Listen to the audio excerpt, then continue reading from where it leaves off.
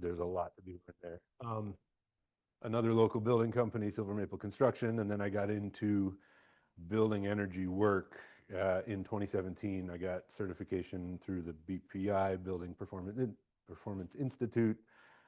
Um, did a bunch of further training to do airtightness testing and especially large building airtightness testing. So home energy audits and then large like dorm energy audits and multi-fan testing, et cetera. Sort of went down that track. I also installed aero barrier for a while, if anybody's familiar with that. If you come across it, it's a sort of modern, funky air sealing technology. And now, as for a few years, have had my own company doing consulting, air tightness testing, building science education. Just got my HERS Rater certificate. Lots of different activity, all of it centered around building science, building envelopes, building air tightness, thermal imaging, assessments of existing buildings, both like from tiny house up to 40,000 square foot old high school kind of a thing, with modeling of existing envelope assemblies, modeling of change in fuel use if after certain changes are made, helping people make decisions that way. Of course, getting into now to embodied carbon and whether or not it's the best thing to do to just kind of leave things alone. Just constantly in this realm, which is a niche that has a lot going on. Okay, that's about it. Down in the lower right corner, some of the certifications and groups I'm a part of. Also, Vermont Green Building Network. I've been on the board of directors for 3 years now. I know a bunch of yestermorrow teachers and alum through that board and current other board members.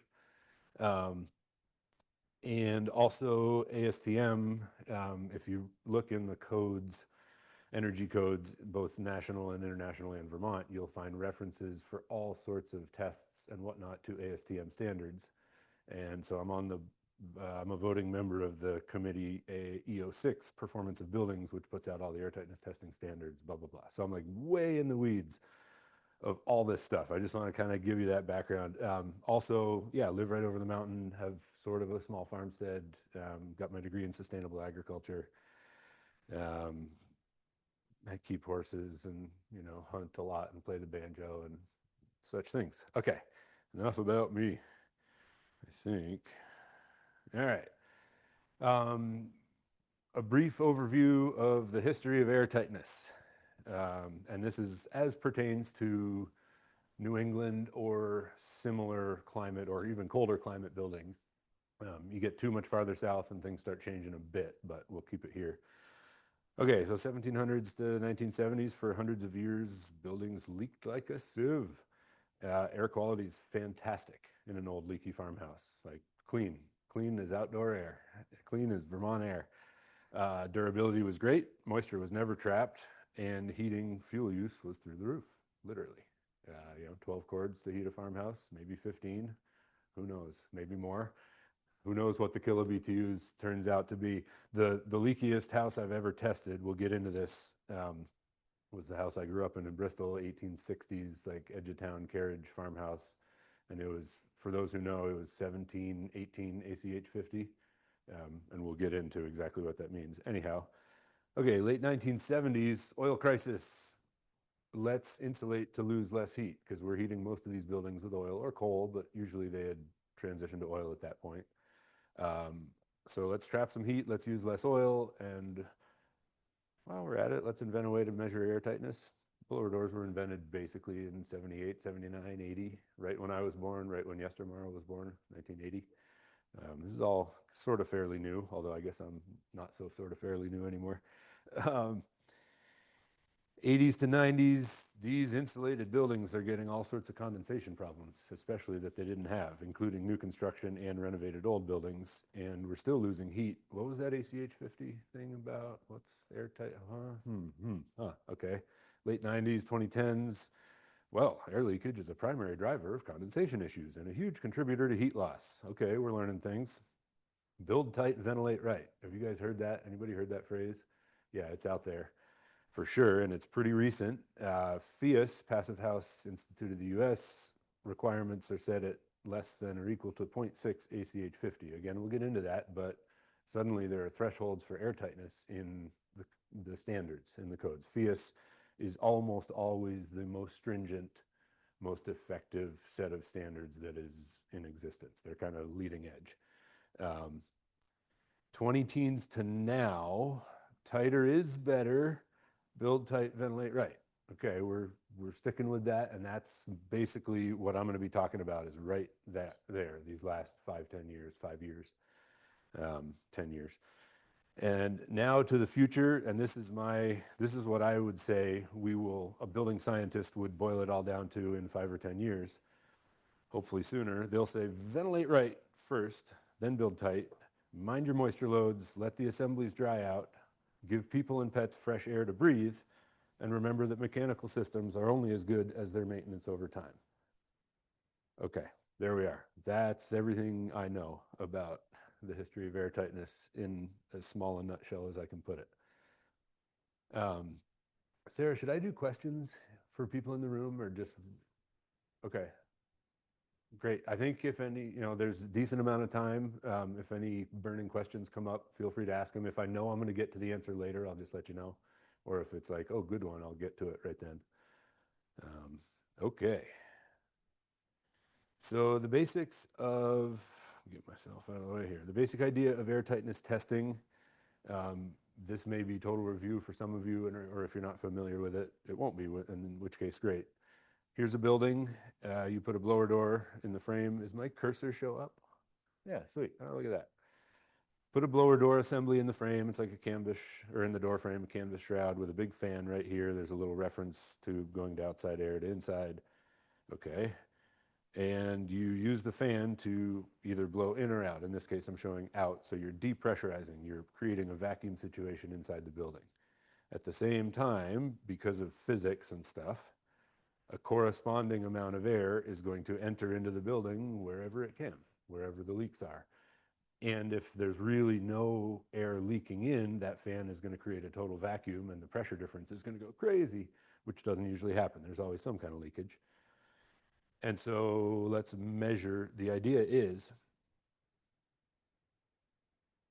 stay hydrated and enunciate. That's the idea. The idea is we can measure the total amount of leakage in the building if we can measure the leakage that's going through the fan because the corresponding amount is coming in through.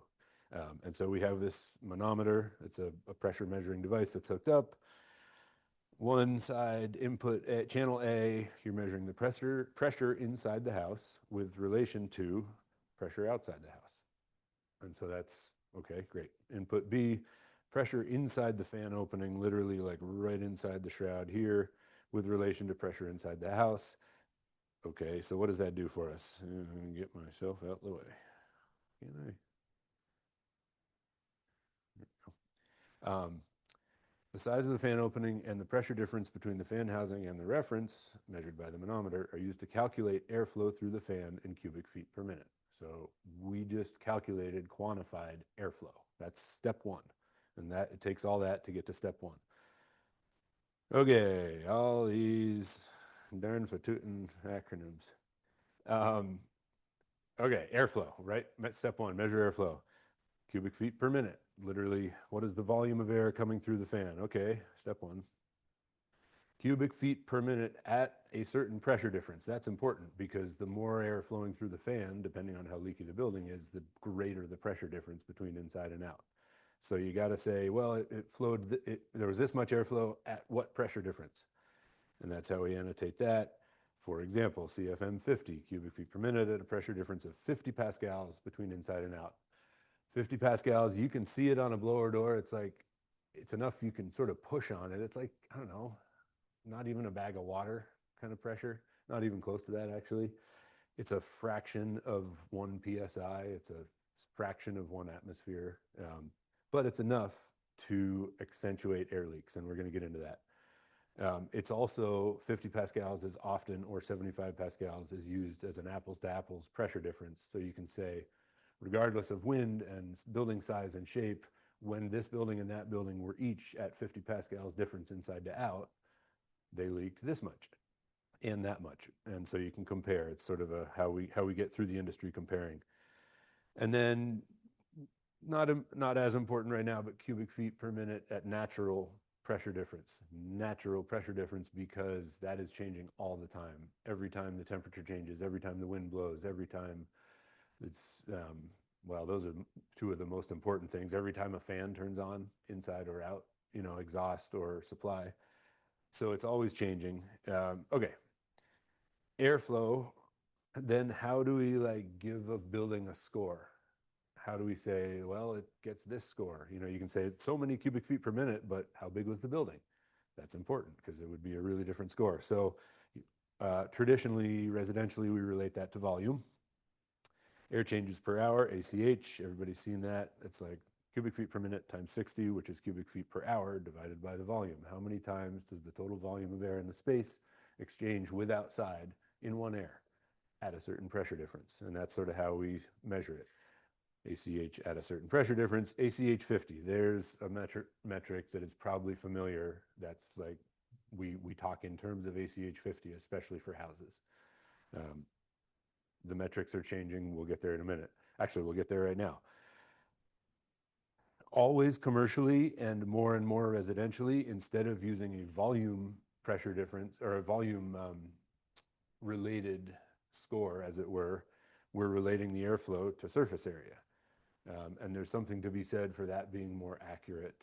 It is certainly more accurate when you change form factor. You guys may be talking about form factor, or you will, I bet, which is sort of surface area to volume ratio. And the bigger a building gets, it contains way more volume for much less surface area relative to a tiny house that has a ton of surface area.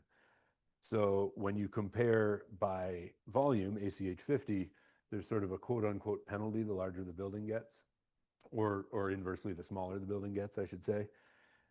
When you compare by surface area, it's very, very apples to apples, because you're literally saying per square foot of building envelope that is the air barrier, this many CFM, you know, divide it by that. So, and it's often it's SFBE is usually the acronym, square foot of building envelope. Sometimes SFBE 6, we don't need to specify that anymore. That just means all 6 sides, the 1, 2, 3, 4 walls, the slab, and the lid, whatever the lid looks like. Sometimes it used to be just the 5 sides without the slab. We're done with that. We wised up. It's great. Envelope leakage ratio, one last thing, that is cubic feet per minute per square foot of building envelope. So we're talking multifamily today, so we're actually going to be in the airflow related to surface area, envelope leakage ratio scores instead of ACH 50. Okay, how are we all doing? Cookies, coffee, tea. We're in the weeds. It'll get a little better, and there will be more actual case study picture kind of stuff coming. But that's some background on airtightness testing and measuring. Okay, so we started to be able to quantify airtightness. What have we done with that over time? So this is residential. This is generally using the IECC, which is the International Energy Conservation Code, from which almost all states take their energy code updates. They'll adopt a certain version of the IECC. Maybe they'll make some modifications per the state, but and it's international. We're talking, you know, big time here. Big time, the bigs. Okay, so 26, no target was specified yet, but the air barrier as a concept is even mentioned. 2006. 2009 IECC, no test required, but they mentioned 7 ACH 50 as a threshold. So it's like, boy, we can do better, but okay, this was 15, 18 years ago, whatever it is. 2012 IECC, you have to test, you have to perform a blower door test. So that was a big change. That was when ACH 50 came into the common building, you know, vocabulary, because a lot more people were testing. And you had to hit 5. 2015, test required, you had to hit 3, and then it hung out there for a while. So Vermont's residential code, the RBs, has been at 3 ACH 50 or less for quite some time. Vermont RBs 2024, you guys may or may not know this, was supposed to go into effect in 2023, got delayed to 2024, got delayed again, rolled out, but without a printed version, was in that status until like a month ago. Governor Scott issued an executive order making it optional, which repealed us back to 2020. Sweet. For a minute, and crazily, as of 2024 code, residential reporting was going to switch to surface area based metrics. We were going to abandon ACH 50, go to CFM 50 per square foot. Now we're back to ACH 50, whatever. That 2.0 is actually an approximation of what it said in CFM 50 per square foot. Meh. Efficiency Vermont has like a certified 3.0 incentive program that came out, this version, like 2 years ago, I think. And so they were saying 1.0 ACH 50 or less. And then good old passive house PHIUS, they've been at 0.6 or less for quite some time. Okay, that's residential. Oh yeah. Oh yeah, these are circled because these are optional, especially now optional for the RB's 2024. The others always have been. They either involve some incentive money, perhaps in the case of Efficiency Vermont Certified, also like a nice, good recognition of what you've achieved. And Certified Passive House is optional, but really, really great program and is getting adopted by states, even not quite Vermont yet, but Massachusetts is going there. And it's very comprehensive. I won't get too far into PHIUS. You guys may look at it on your own, but not just performance of the building, but siting, shading, aspect, direction of glazing, a lot of modeling like that. What else? They're now adopting quickly embodied carbon standards. So like really always on the cutting edge of what is quote unquote the greenest building. Okay. Commercial, we'll whip right through this. I have no idea how I'm doing on time. You holler if there's like 20 minutes left. Oh, there's a big old clock right there. Okay, I'm great. All right, so commercial 26 IECC, no test required. They actually mention it's a different metric. We'll switch over to surface area based. So it's CFM, cubic feet per minute at 75 pascals difference per surface area of the building envelope, all six sides. Whoops, voila. Why 75 pascals? Briefly. Mostly because the commercial testing standards are designed to be applicable to high-rise buildings, which we don't do much of in Vermont, although we're getting there. In high-rise buildings, you have a crazy huge amount of stack effect, especially if there's much temperature difference inside to out. It's exacerbated. It's a big chimney to the point where you could have natural stack effect if it's a cold day of 10 or 15, 20 pascals. And so 75 pascals tends to overcome more natural stack effect. And there are also, for the commercial testing standards, there are requirements about having a reference pressure at the lowest point inside the building and also having a reference pressure up at the very, very top so that you're making sure that you're actually depressurizing the entire building. Anything 3 stories or under, it's not really required. It's not usually much of an issue. Okay, so 2006, 0.4 CFM 75 per square foot. 2009, weirdly, they stopped mentioning things. Okay, sure. 2012, no test required. They say, but the materials that you use in the air barrier have to have manufacturer's testing at this crazy, crazy, crazy, crazy low number, 0.004.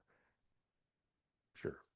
The materials are not the problem. It's the seams between the materials that are the problem, just about every time, and the holes in the materials that you drill. Okay, 2015, no test required, but they go back to mentioning 0.4. 2018, test required. That's a big change for commercial construction, similar to residential. All of a sudden, every building is getting tested. The red door of truth, as I like to call the blower door setup, is looking over everybody's shoulder. Incidentally, TEC, which makes the blower door fans that I use, is putting out a red door of truth calendar for 2026, and it's all my like fine art blower door pictures on it. So keep an eye out for that. Okay. 2021 test required, down to 0.25 CFM 75 per square foot. That's where Vermont was about to go. Now it's optional. We're back to 0.3, which is like roughly ish 3 ACH 50. If you're familiar with ACH 50, sure, go there. Efficiency Vermont multifamily high performance 0.08, and good old PHIUS prescriptive path 2024, the lowest on the market is 0.053 CFM 75 per square foot. Okay, those are the optional ones, and well, and this one now.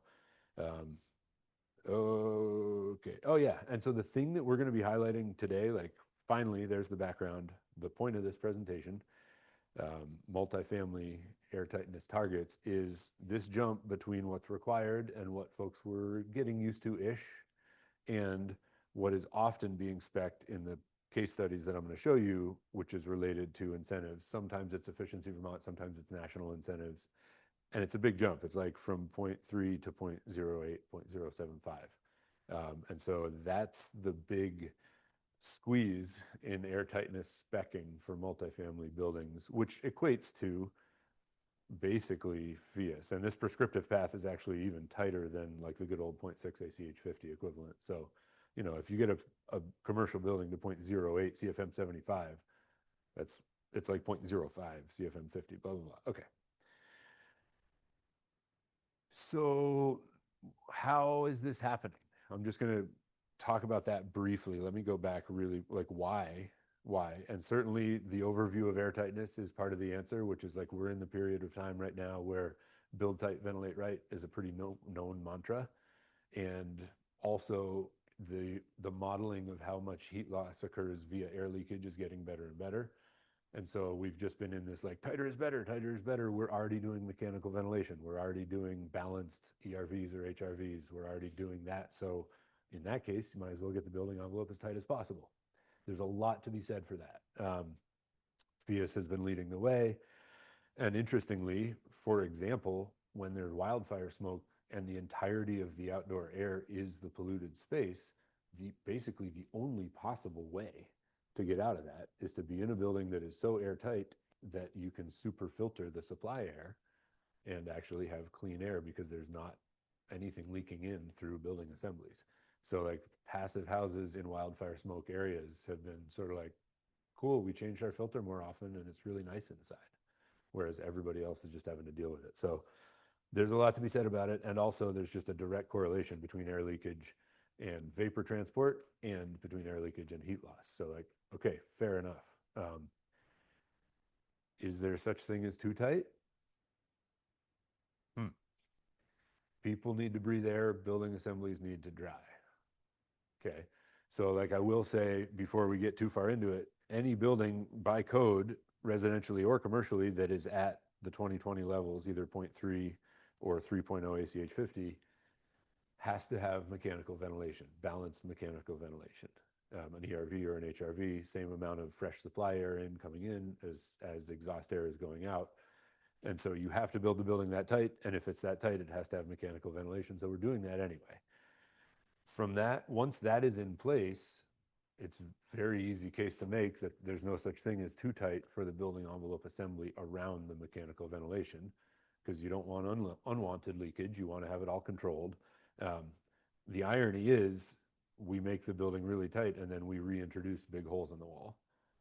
They're glorified holes in the wall. They have fans on them and they have little heat exchanging cores on them, and they recover some, maybe a lot-ish, sort of, some of the heat energy that's lost, but you're still taking a really tight building envelope and making it way, way, way less tight. You're just controlling the less tightness.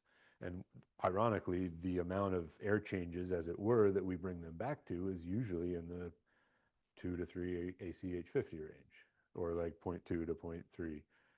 So just like keep that in mind, is that we never get them that tight and then they just stay that tight, because that would be disastrous. We need oxygen. We need to get CO2 out. We need our water to get out, and the building assembly needs to dry. Now that doesn't actually have to do with air tightness, believe it or not, but okay. So many soapboxes. Oh my goodness. How are we all doing? Everybody go like this.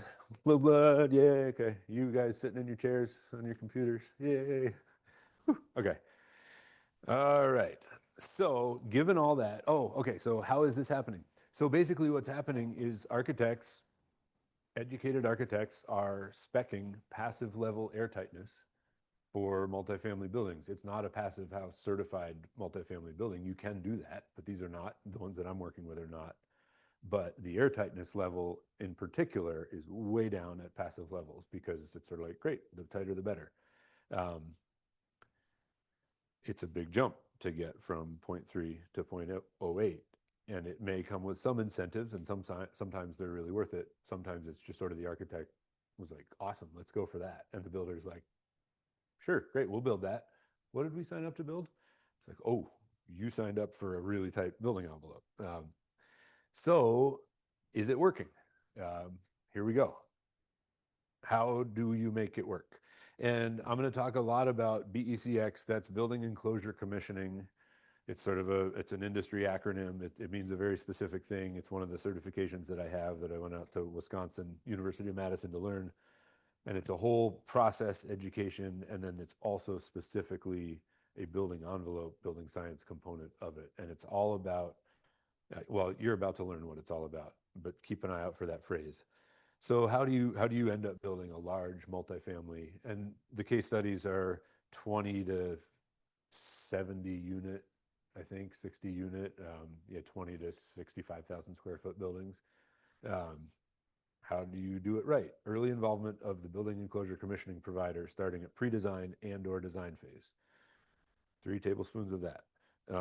Willing engagement from the project team. This is the owner, in this case, it's often a nonprofit developer, Cathedral Square or Evernorth, or um, I'm probably forgetting others, but there are a bunch of local regional nonprofits. A lot of this is happening with ARPA money, IRA money. There's a big slug of these projects happening in 3 years. Are they going to be happening? We'll see. But there are a bunch going, and more happening right now. So willing engagement from the team: owner, owner's rep, architect, general contractor, project manager, general contractor, site supervisor, subcontractors. Everybody's touching the air barrier. The more people sign on to the concept that they agreed to build this that tight, the better it's going to do. Simplicity of shape. Big squares, cubes, long, flat surfaces, not so many funky angles and ins and outs and bumps. We'll get into that more. Again, recipe for success. Packaged product lines. What I mean by that is all of the exterior weather and air barrier components are Huber zip system of some stripe or another, and so you know they're all compatible. Or Den's glass, so you know they're all compatible. Like one manufacturer, there's more of that being sold, especially at the commercial level, and it helps. Does butyl tape stick to a cementitious surface? Does butyl tape stick well to zip? Does butyl tape stick well to, it's like, okay, yeah. Can they just substitute one tape for another at the last minute? If it's all one product line, I hate to speak like a salesman because I ain't, but that is a thing. Creates additional challenges. Late involvement of commissioning. The earlier the better to spot potential issues, bring them up, catch them before they get repeated 500 times on the building, for sure. Motivation for target is not top down. Yep, I'm just going to keep going. Failure to implement BECX recommendations. Yep. Overhangs, garage podium decks, rooftop penetrations, commercial residential mixed use boundaries, individual versus centralized HVAC for multiple individual units, elevator shafts, stair towers, garbage chutes. It's all stuff that's not usually dealt with in small buildings. I will say, generally speaking, large multifamily buildings are sort of a much easier building envelope, because in houses we do angles and we do nooks and crannies and cubbies and unique ideas and soffits and weirdness, and every single thing is awesome, and from a building envelope efficiency and durability and like simplicity of control layers point of view is not helpful. Yes, question.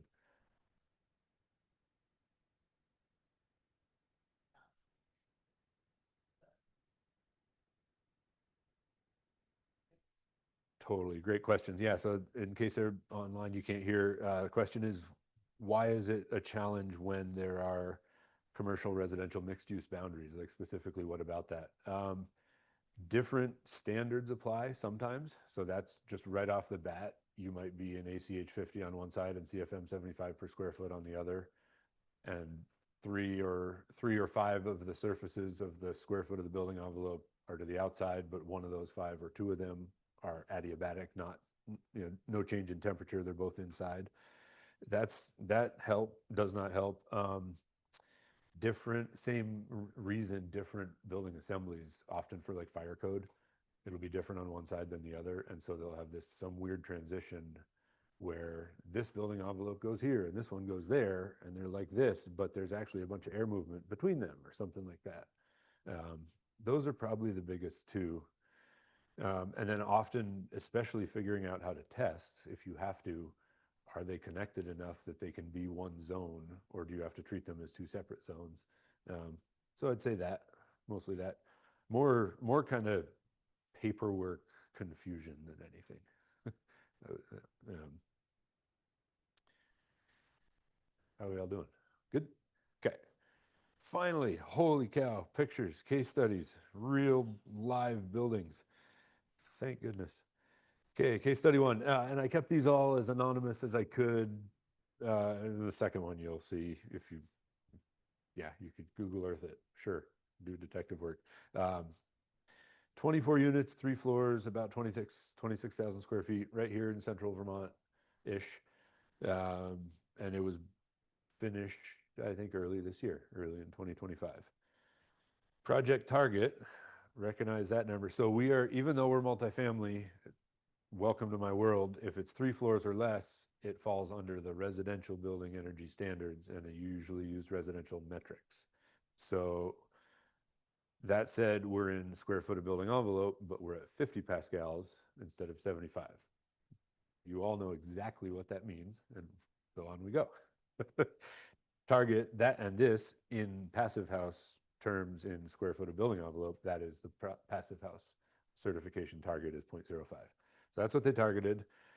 Final result was 0.018. Now read the decimal points carefully. That is 0.02, slightly under it. So it's one less than, it's a third, a little more than a third of the project target, which means a little more than a third of passive house requirement. So it's like crushing the most stringent requirement. So awesome. It is definitely possible. Yeah, look at that. That's important. We crushed it. It's super airtight. I love my little animations. Yeah, okay. So what did we have going for us? Design stage, building enclosure consulting involvement. I know the guy who did the work. This guy. Here is an excerpt from my design review. I think I did two. One was at design document stage and one was at construction document stage. And then when they did IFC document issued for construction, there was like a back check just to make sure it's all up to snuff.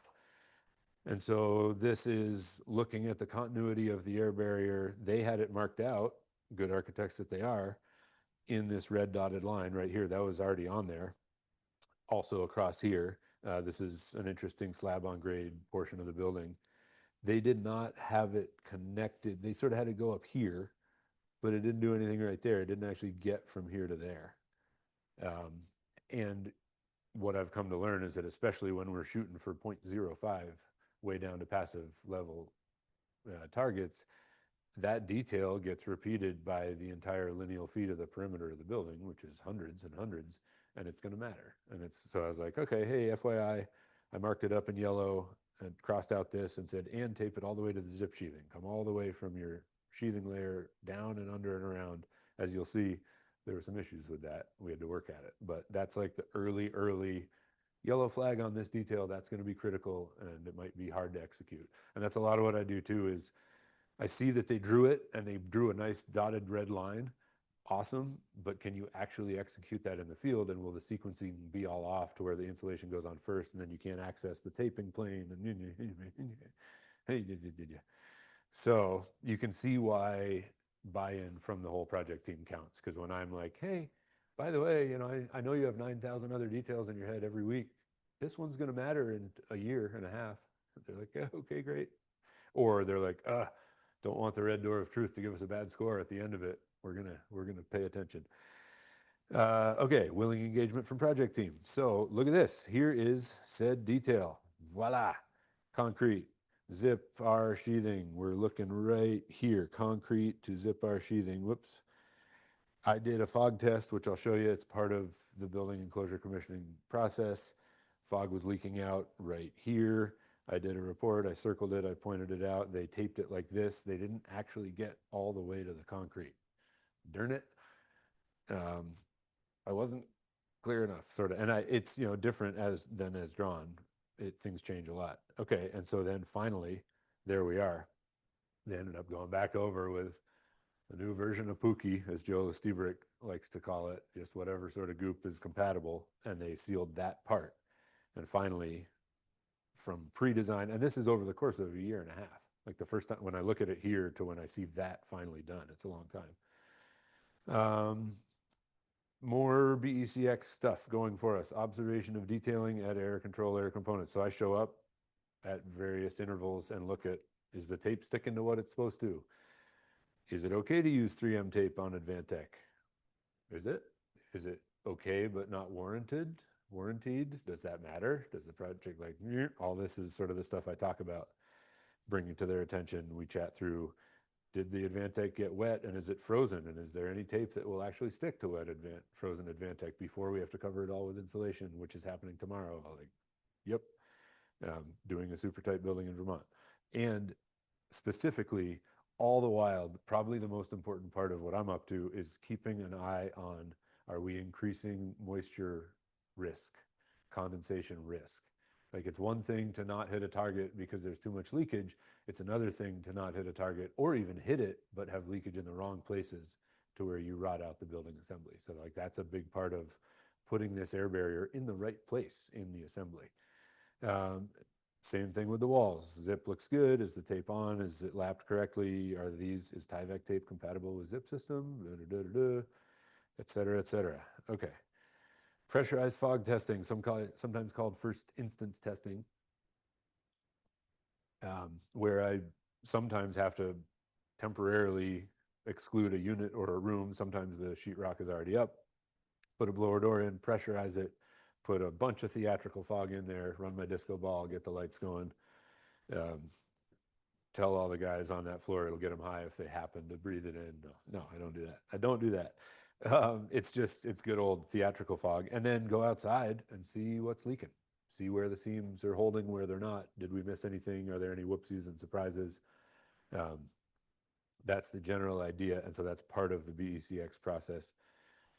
So trouble spots when you're trying to do a commercial building, really any building, but this is specific to these large multifamilies at passive house airtightness levels. Window ROs, always, it's always. You get a really nice sequenced, here's how the flashing, what is this called? Updated window air sealing and flashing sequencing detail. Yes, commercial architect, I love you. Is that gonna happen? Is it gonna work? Is it going to be remembered? Hopefully, if I'm there. Well, we did the first round of fog testing there. I've already got this layer and that stuff and this stuff, but there was, whoops, hang on, not yet. But there was this shim, which may or may not have been accounted for there. And we saw fog leaking at the bottom sill corners. Okay, fine.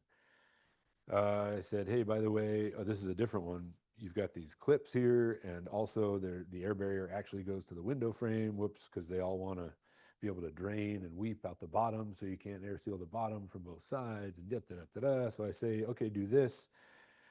And then I say, oh, we fog tested again, and man, it's still coming out the bottom of the window.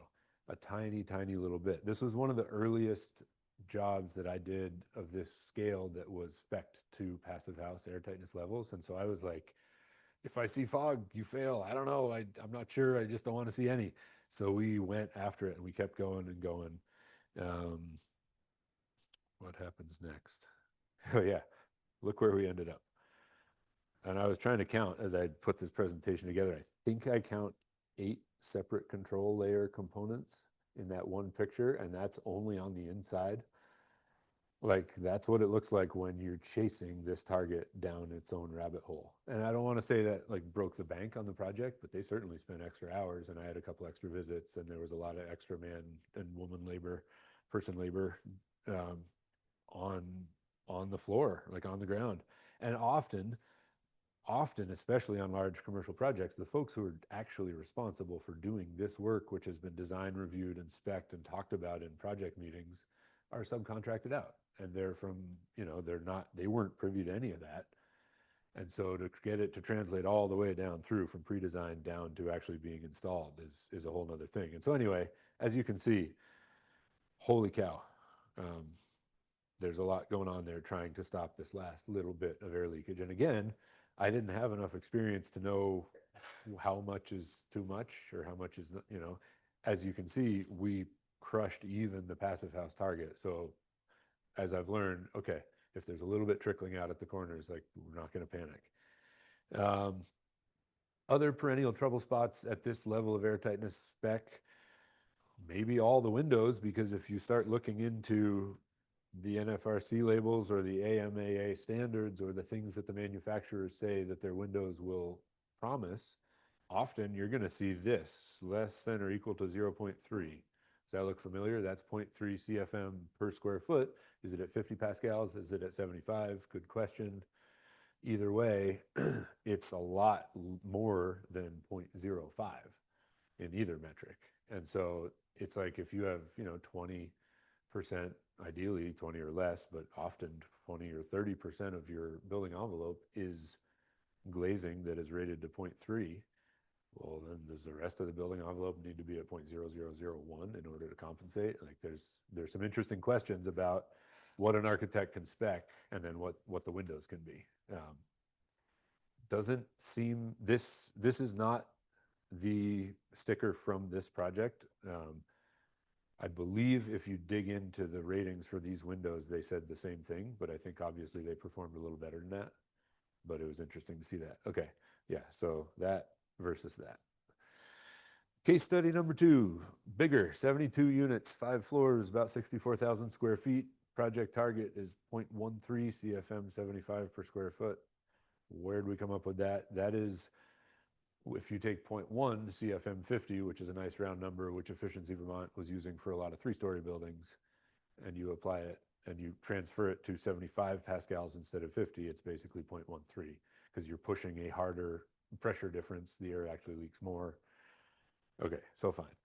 Final result was 0.096. So still pretty good. Not a third of the target, but still good. It's not passive level. Passive would have to be 0.05 or 0.06, depending on how you look at it. This was 0.09, 0.1 really. So it's still really good, but it's not as tight, but still great. By any metric, that's a really airtight building envelope. So what was in the favor of this one? Simplicity of shape. That's a finished elevation. The big cube. Sweet.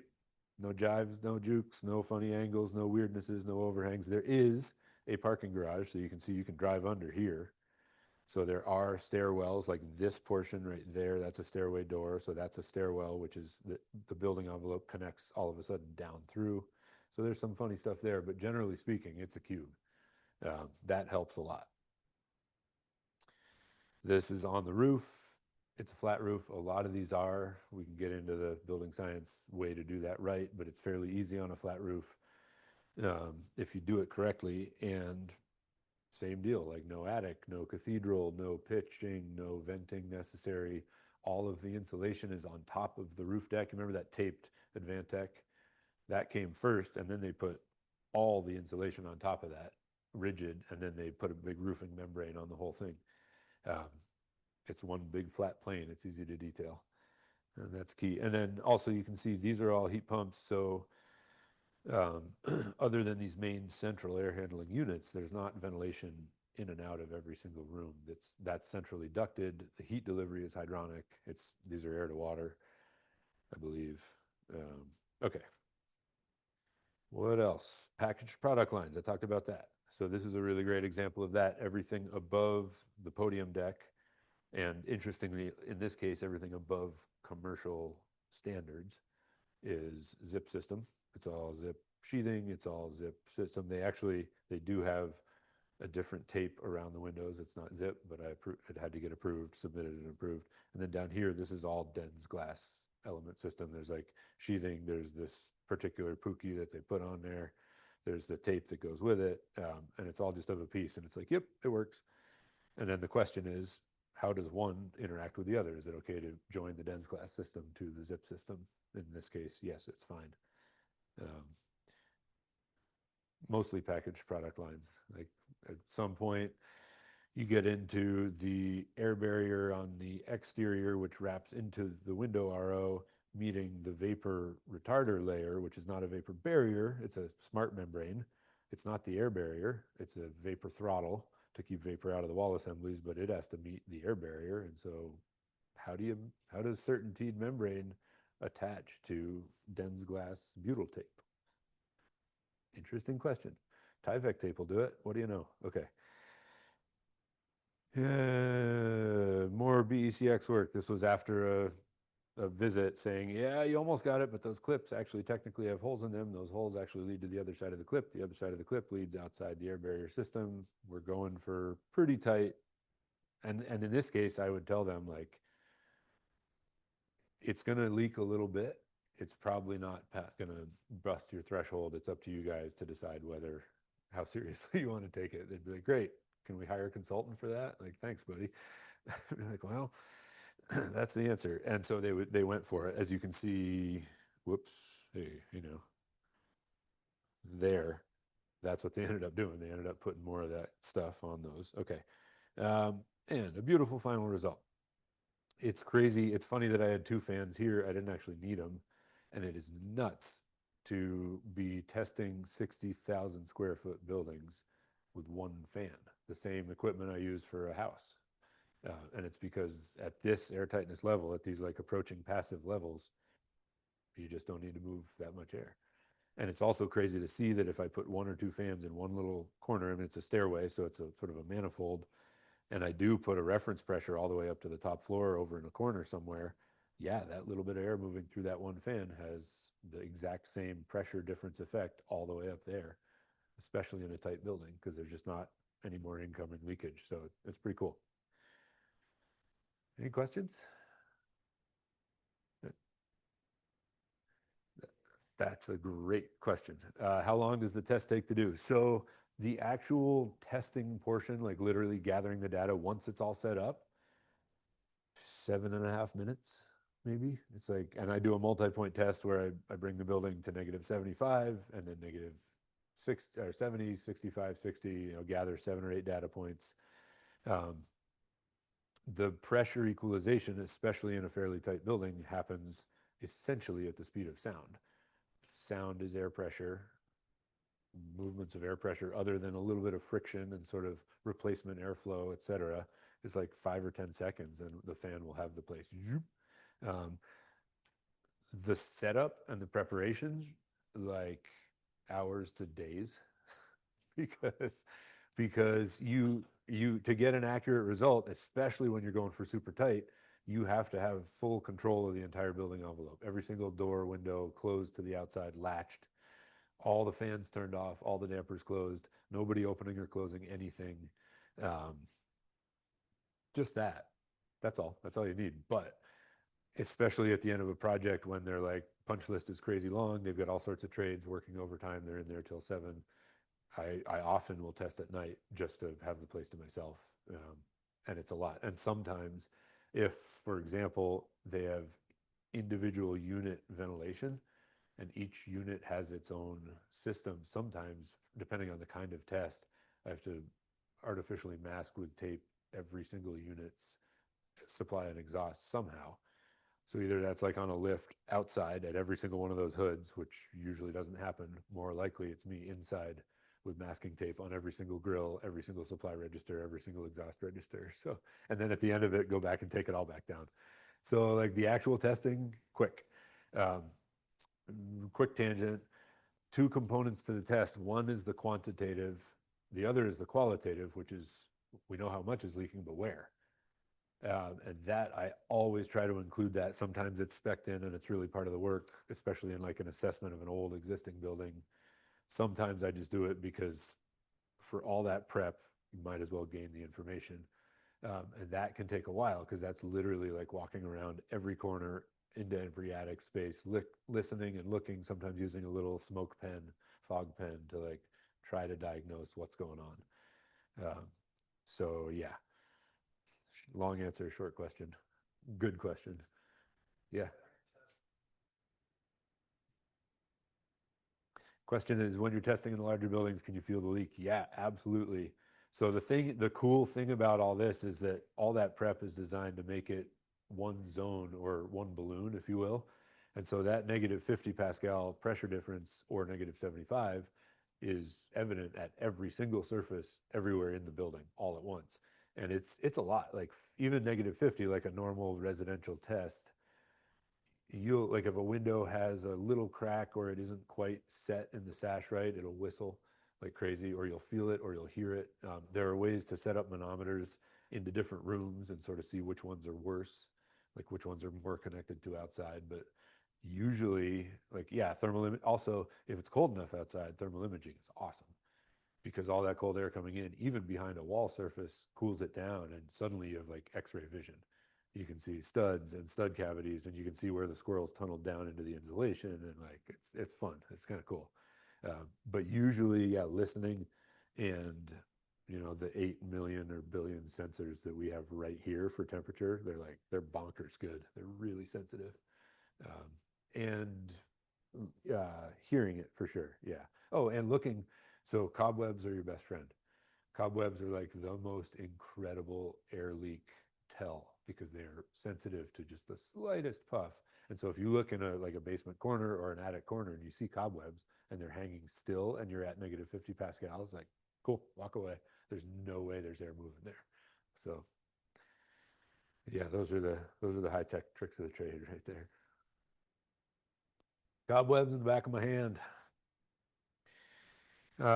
Case study 3, when it doesn't quite work out. Okay, so you'll recognize the project target. This was there's a lot that went on here. Final result 0.27. Still under Vermont code, like still totally fine. They got their CO.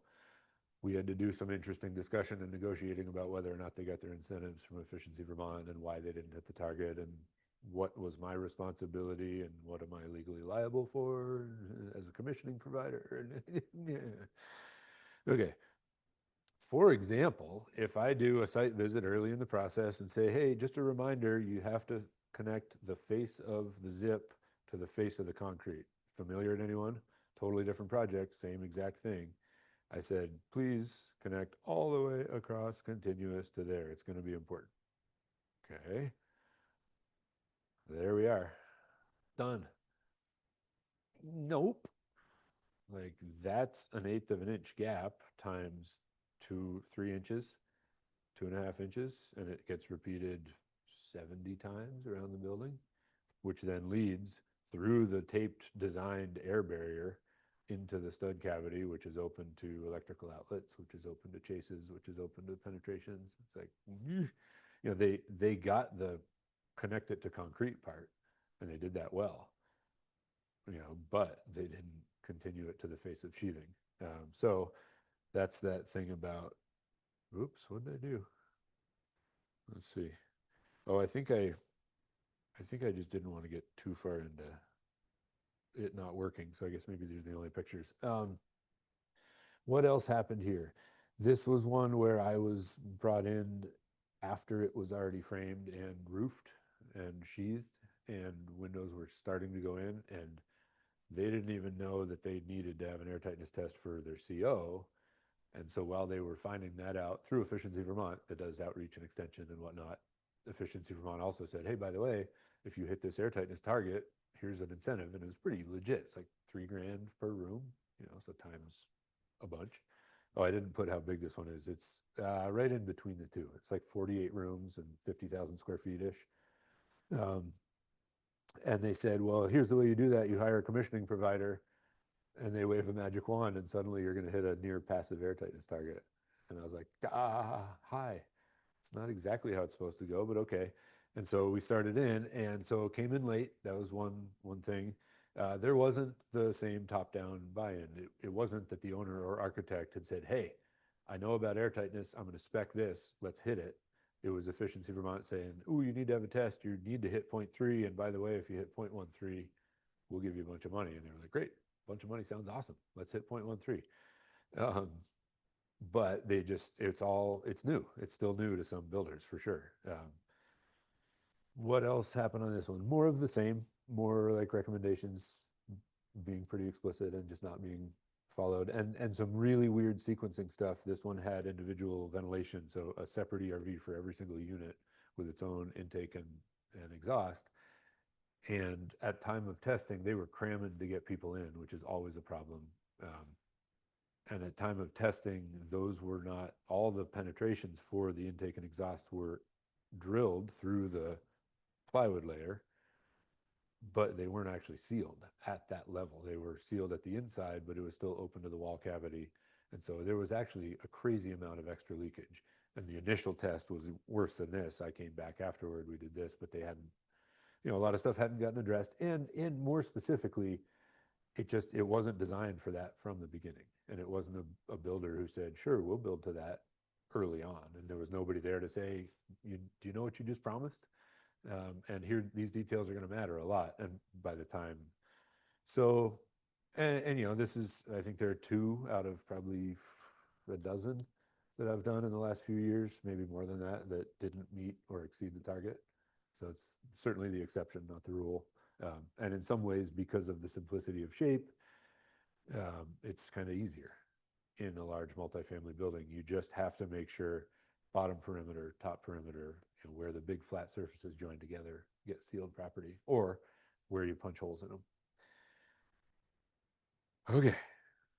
So, in conclusion, is it worth it? Ramifications of an ultra-tight building envelope include increased risk of high interior moisture levels, especially if mechanical systems don't work well.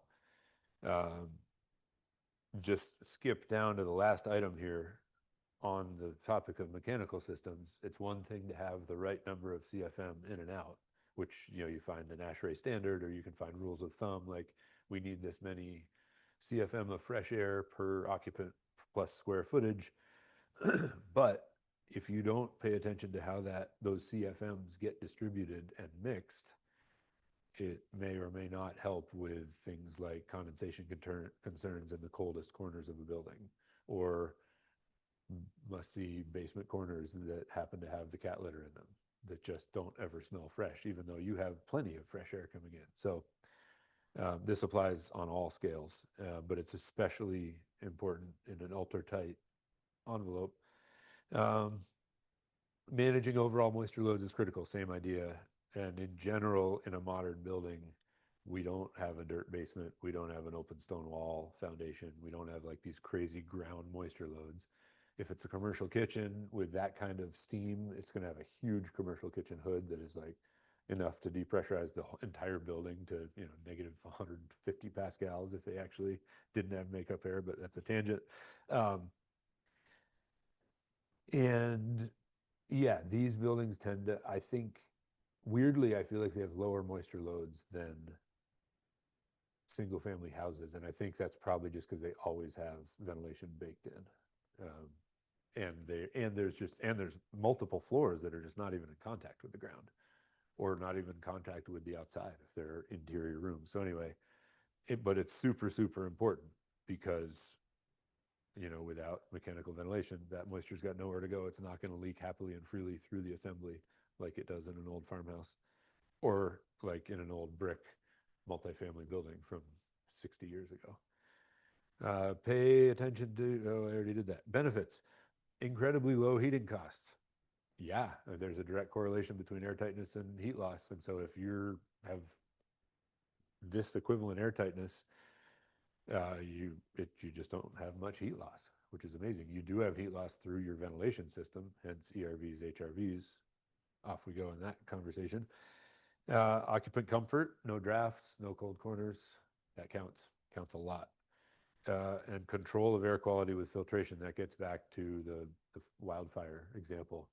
If all your air coming in is through where you want it to, and you put a MERV 13 or a MERV 15 or a MERV whatever super high level filter on, you can get fresh, clean air to breathe during wildfire smoke incidents. That's basically the only way to do it.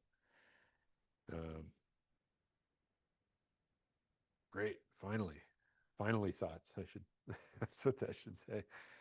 And these are not specific necessarily to large multifamily buildings. These are just like, as a building science and former builder, building science guy and former builder, Buildings don't need to breathe. You'll hear this all the time. Buildings need to breathe. There's a great book called Buildings Need to Breathe, or Do They, by Allison Bales. It's an excellent building science book. It's like 3 years old.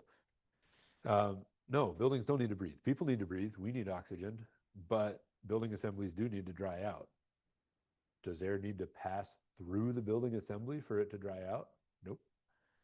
It needs to be able to dry freely either to inside or outside. And there needs to be a place where the air leakage stops. So, okay. Ventilate right, build tight. That's my new little crusade, is to flip that mantra around and like stop doing that first and then like adding ventilation as an afterthought. Like fresh air distribution mixing first, moisture load first, then get it nice and tight. Okay, fine. And then this is just like, I guess I put multifamily, but when designing any buildings, this is my degrees in resource management and sustainable agriculture coming out. But don't forget to consider landscape, habitat, and scale. Then you guys, I mean, yestermorrow is like, yeah, duh. you guys know. When designing multifamily buildings or any buildings, where we site them matters hugely. And as I like to say, like, what's the difference in habitat displacement between an amazing passive house, certified 2,000 square foot building with a half-mile driveway on a mountainside versus a just poorly built CDX junk box with a half-mile driveway on a mountainside in Vermont? The habitat displacement is exactly the same.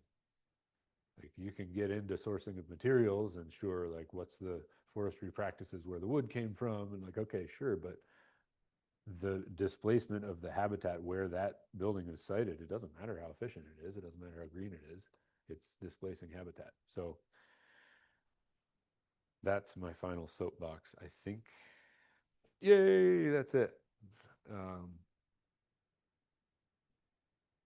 We'll leave it there. I don't know. I don't think so. Any questions? 1,000-yard stairs. Yes. Not at all.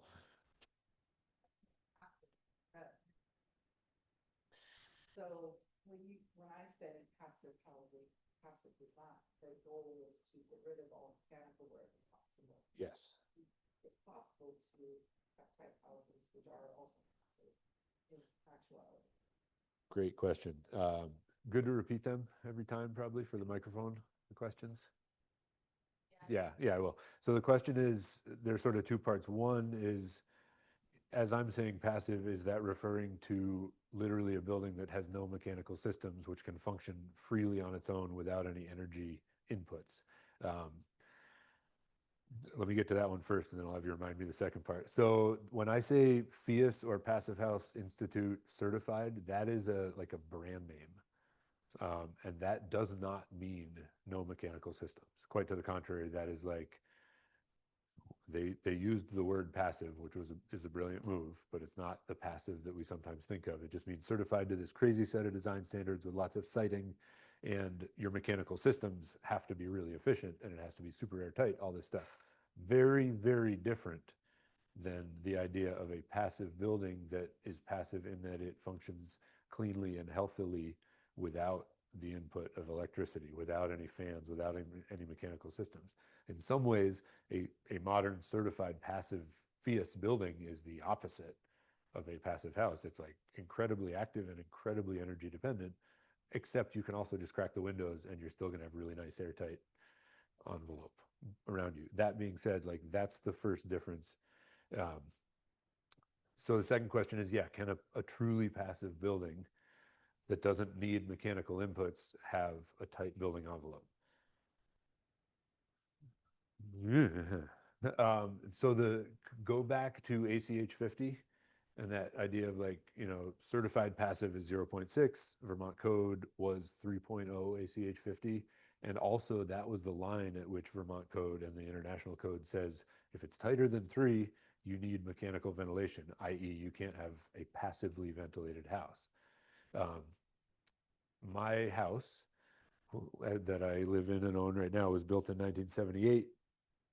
Hasn't really been renovated since that time. It tests at like 2.87 ACH 50. I do have bathroom fans. So right there, it's not truly passive. Um, and those help a lot.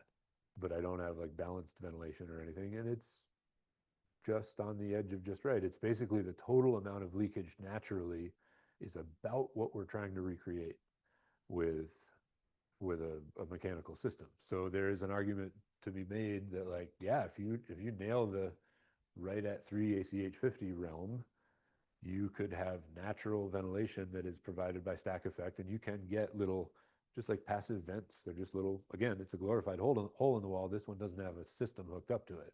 It just has like little feathery baffles that as soon as the pressure gets too much, they just open and they just let air in. If you put them down in the basement and put some sort of vent up top, you're going to get stack effect. You're going to get natural movement. It's recreating what the old farmhouses did so easily and naturally, or do, which is plenty of air in through the bottom, through the stone wall, through the whatever, through the basement, through the crawl space, right up through the floor system, right up through the walls, right up through the attic, and then out the vented roof, which we knew how to do 200 years ago or 100 years ago. As soon as we started putting gypsum or plaster in, basically, it's like, whoa, weird. There's all this, you know, there's mold on the roof rafters. Like, I don't know, put some vents in there. And so we knew how to do that. So you can recreate that to some extent. And I think if you do that really carefully, sure. And it, like, if you air tightness tested the building envelope, it wouldn't test down the 1 or 0.6 ACH 50, but it would be essentially, when all was said and done, if you then take that super tight one and return the systems back on, you're reintroducing it back to about 3 ACH 50-ish. So yeah, you can do it. You just got to be careful, and you got to understand where the natural draw is, natural stack effect, which is, that's free energy. A convection loop will happen wherever you heat one space in relation to another space. You know, moisture is going to try to move between them, air is going to move between them. And if you use, for example, a chimney, like, just on a tangent, I love my tangents. I have till 8. Is that true?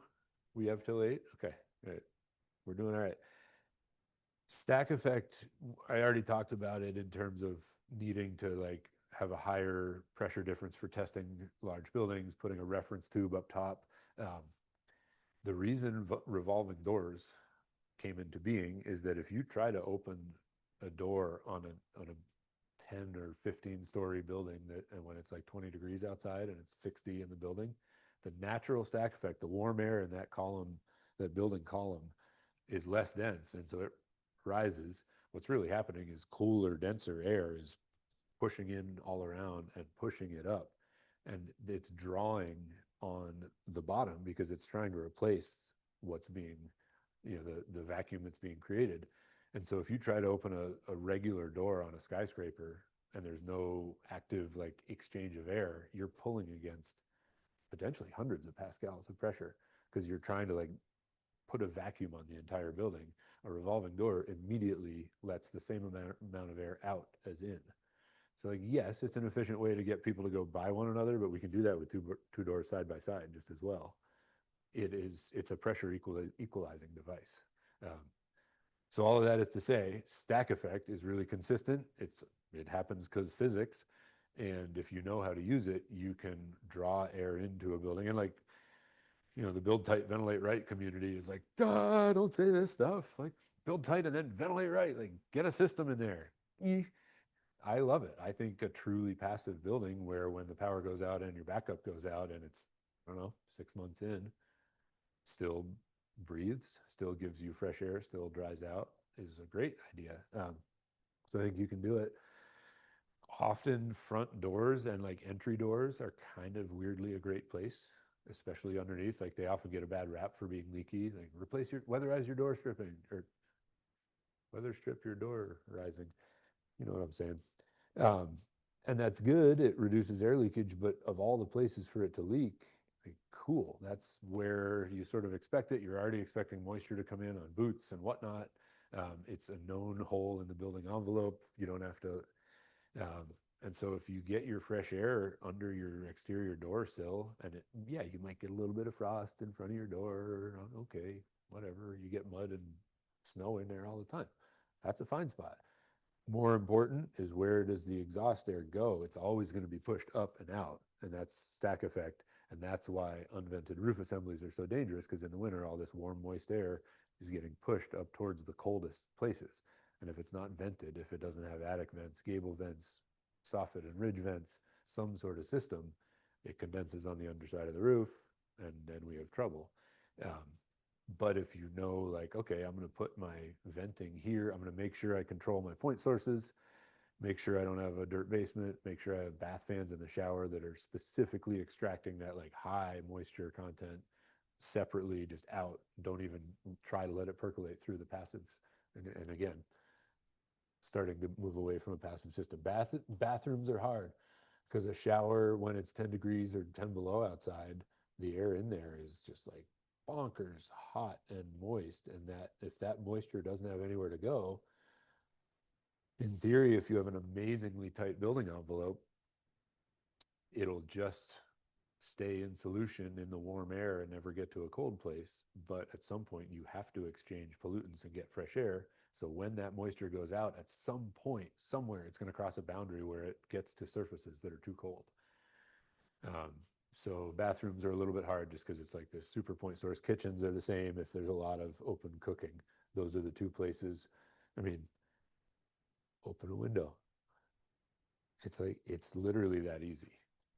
The reason that, excuse me, the reason that it doesn't get sort of prescribed and talked about and designed is that it relies on occupant behavior, which is both the most powerful tool that we have. Like, we can affect more resource use change with occupant behavior of all of our existing systems than we ever could by replacing every single system right now. Like, done. But good luck. Um, and the other thing is, it can't be relied upon to be 100% consistent based on conditions. You know, if you're relying on a window for your bathroom, you better open the window every time you take a shower. But boy, if you open the window when it's 10 below and you're taking a shower, that gets crazy quick. And like, so it's, you know, big point sources of moisture are the bugaboo in the truly like passively operating house system, but they're not insurmountable by any means.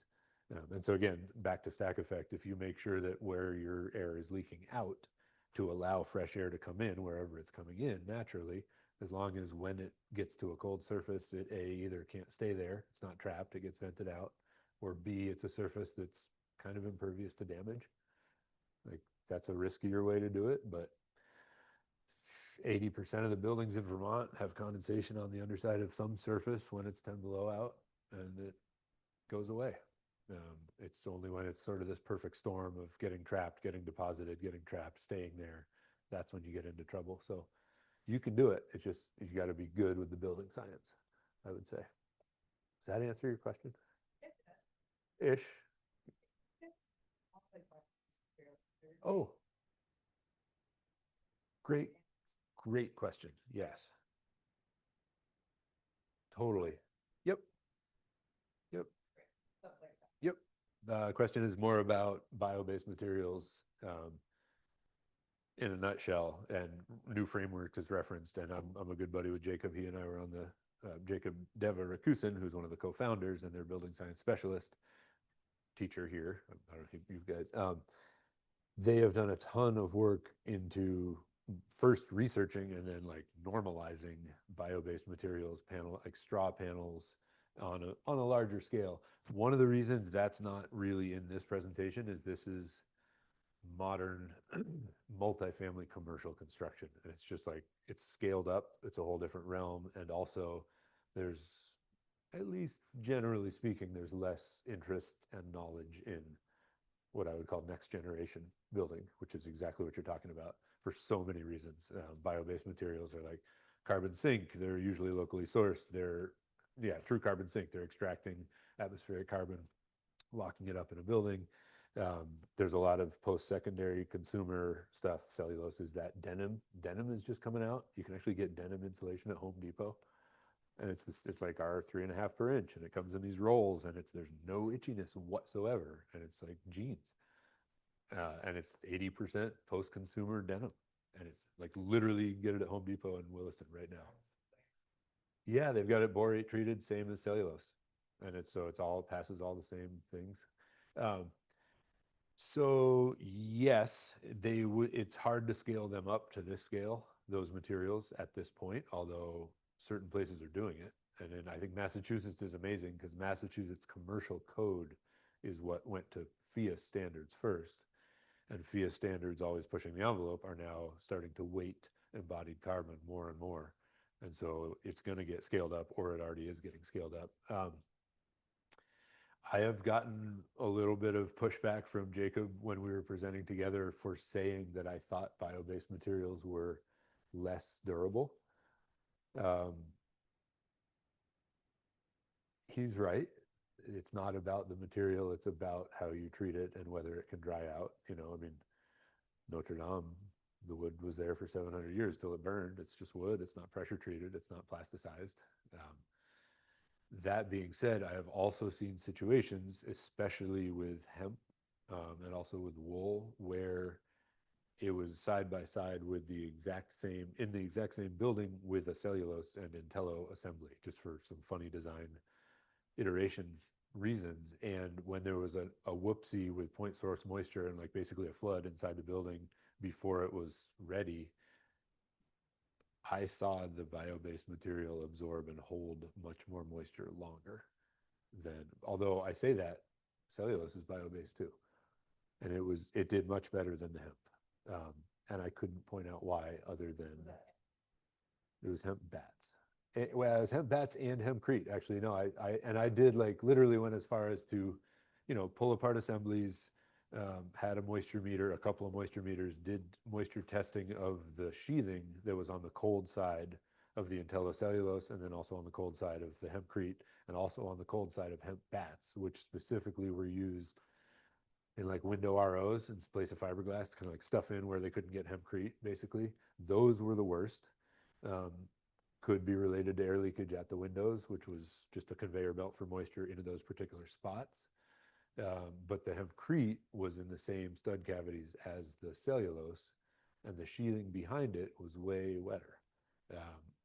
I don't know if it was installed correctly, i.e., what was the moisture content as it went in, and even more importantly, as I've come to learn since, you have to put a backer on, install it, and then if you want to do it, you ought to remove and let it dry to both directions for a specified amount of time before it gets covered up, which is like sequentially, that's crazy to build a sheathing wall with stud bays, fill it with hempcrete, pull off all the sheathing, let it dry, put the sheathing back on. And so they didn't do that as far as I can tell. So there were some, but what it told me was it was more susceptible. And again, Jacob, we were presenting and I was sort of on that soapbox and he was like, ah, I really can't stand you saying that because it's really not true. And it's more about how we treat it. And if you do it correctly, these bio-based materials across the board sometimes actually are more resilient. And he made a point, which is true. And I see it with cellulose all the time. It's like, it does better because being bio-based, the cellular structure is used to having water in it, which is a weird thing to say. You can't apply that across the board. Like, don't soak your cellulose every day. But if it absorbs some, okay, and it can breathe it back out. It's not, and even more importantly, when you get into people need to breathe, building assemblies need to dry, any bio-based material is going to have a hard time being a vapor barrier. Sometimes that's a good thing. Sometimes that's a bad thing. If you use that well, it means that dryability is more likely to be maintained in a bio-based material. So like all of these ramifications, but yes, big picture, next gen building, next gen renovations, bio-based is absolutely critical. If we think global climate change is a thing.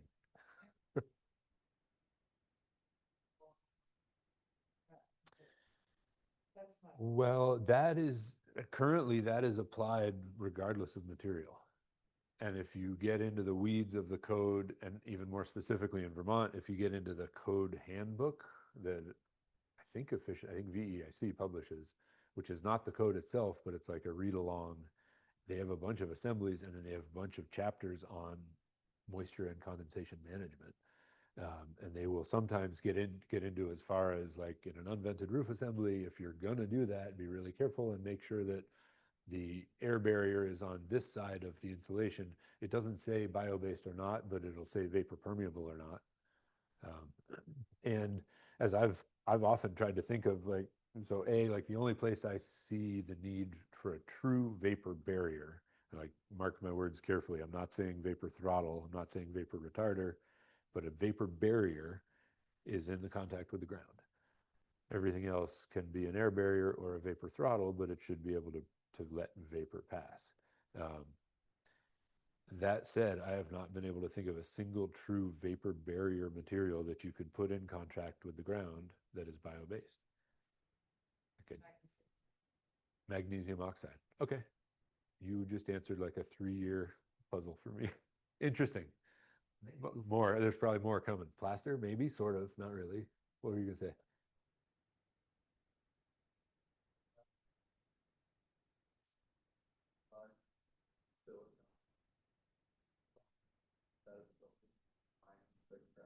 Yeah. Yes. Is that snake oil? Who looked into that? And what kind of efficient thing to apply to these buildings? Great question. So the question is, there's stuff on YouTube that looks snake oilish that is aerosolized silicone or aerosolized acrylic. The fog of warm clog, as JLC called it when they first did an article. It's called Aero Barrier. Now it's called AeroSeal Envelope. I installed it for 5 years. I was like one of the guinea pig installers. So yes, I know about it. No, it's not snake oil. It is, and I think we basically ended. Yeah, I'm going to roll with this one. Oh, cool! It's been used here. Okay, the Aero Barrier has been used at Yestermorrow. Awesome. Um, there were only 2 installers in Vermont. Now I think there's only one. When I stopped doing it, it is, yeah, it's just that. It's aerosolized acrylic caulking. It's basically DAP painter's caulk, but instead of being gooey in a tube, it's mixed with water, and there's some funny stuff that Tremco does and turns it into a milk-like substance. You run it through little micro mini snowmaking guns, like same exact thing. They've got a high pressure air inlet with 60 psi, and then they've got a little injector cone with a nozzle around it, and the liquid dribbles out and the air goes whoosh, and it turns it into these tiny, tiny microbeads. Then at the same time as you're filling the space with this clog of acrylic caulking, this fog of warm clog, um, fix a flat for a house is what I like to call it.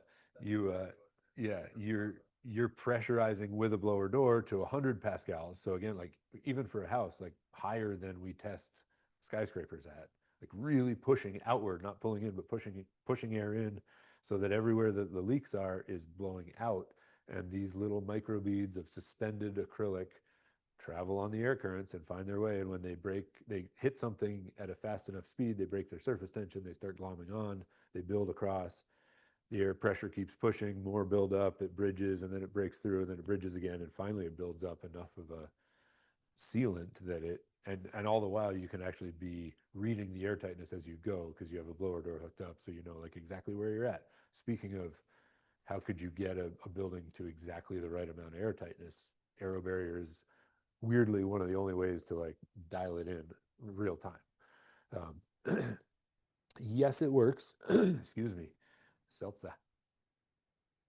Um, it is the same thing as putting acrylic caulking in the cracks. You can do the same thing with an army of workers and 100 tubes of caulking, as long as A, you know where all the leaks are, and B, you can get to them all.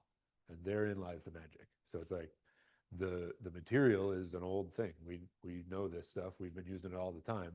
Um, you have to get it driven into the cracks hard enough, hence the 100 pascals pressure, which is like if it holds against that, it's in Vermont, it's going to hold against most natural weather conditions, windstorms we ever see. Um, and it goes where we can't get to, and it seals up, and it's like it's legit. The questions are, for me, how durable is it? Like, great that you measured that when you did it, but and I think the material itself is durable. It's good old acrylic caulking. We know this stuff. It lasts for a while. Um, the kicker is, where does it seal?